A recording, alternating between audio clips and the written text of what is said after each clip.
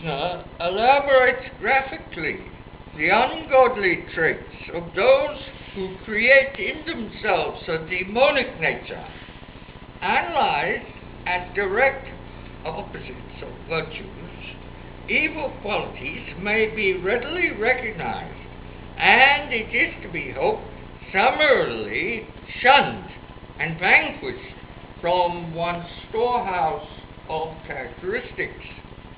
Even the virtuous must be diligent in guarding against any invasion of evil tendencies that may be lurking in the subconscious as karmic traits from the long forgotten past, held in restraint but not yet fully destroyed by virtue.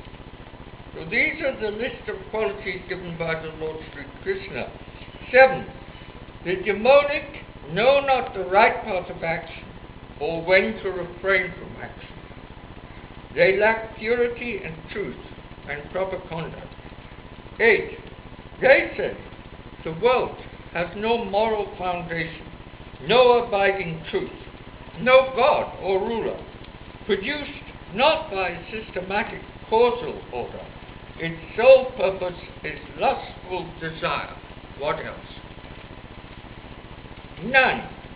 With their feeble intellects, such ruined men cling to their erroneous beliefs and commit many atrocities. They are enemies of the world, bent on its destruction. 10. Abandoned to insatiable longings, full of dissimulation, self-conceit, and insolence, possessing evil ideas through delusion, all their actions are impurely motivated. 11.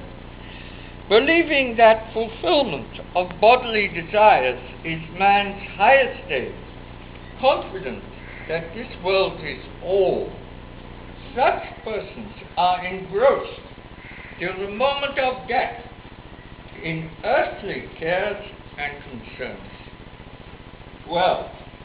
Bound by hundreds of fetters of selfish hopes and expectations, enslaved by wrath and passion, they strive to provide for physical enjoyments by amassing wealth dishonestly.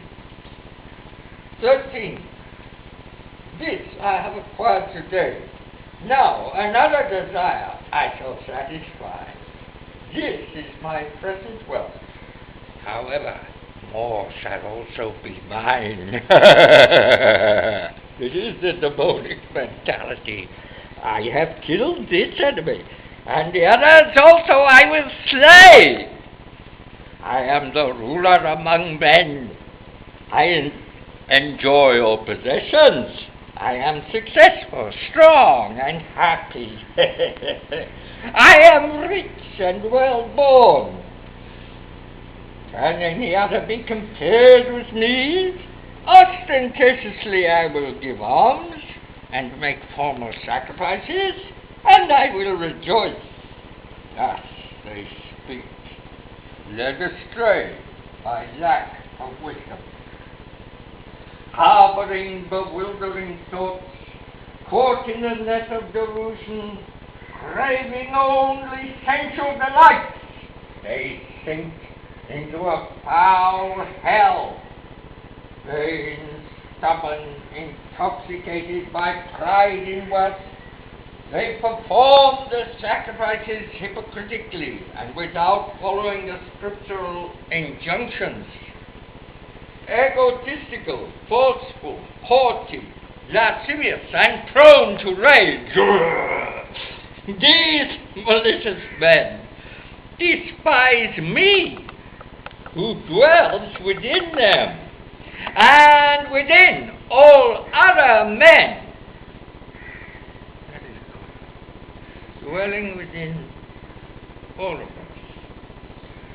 The deeply deluded, egocentric individual, addicted to his false convictions and self-serving ambitions, establishes his colossal ego as an idol on the altar of lust for power, possession, and sensual gratification. Thus does he become wholly engaged in self-worship. Self-worship.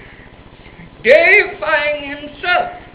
His myopic vision has no scope for perception of God and truth.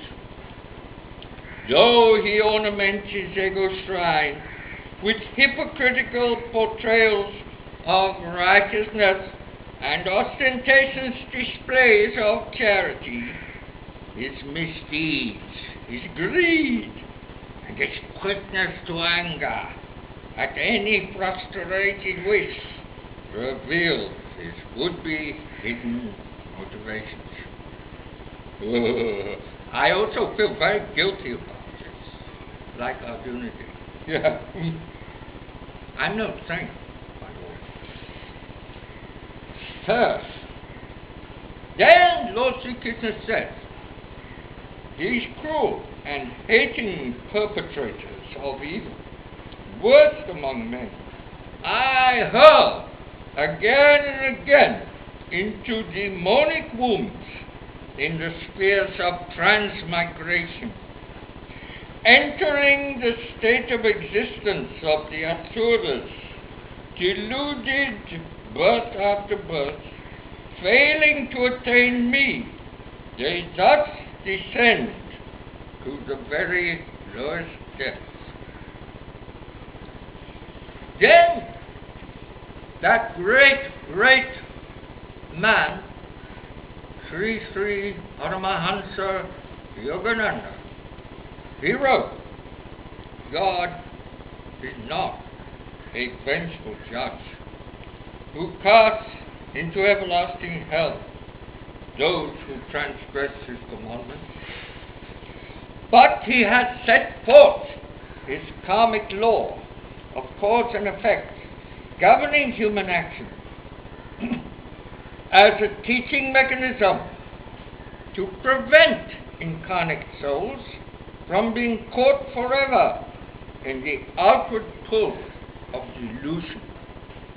The God-given power that works with this law for the evolutionary upliftment of man is the discriminative free choice unique to the human species. Misuse of this endowment diminishes the influence of this saving inner voice of guidance. Without divine discrimination, man becomes bestial, governed by base instincts and noxious habits. In such persons, the evil tamasic propensities obscure the spiritual sattvic qualities and degrade the activating materialistic rajasic traits.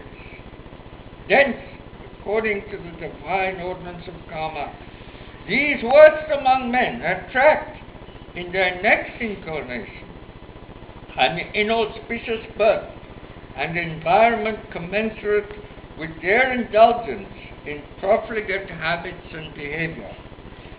As proper use of the privilege of free choice serves to lodge the incarnating human in a divinely endowed body and heavenly environment, so misuse of this freedom of will causes rebirth in demonic wombs, states of hellish existence on earth or in other regions of the universe, characterized by suffering and violence, or in dark astral worlds of fearsome beings and nightmares.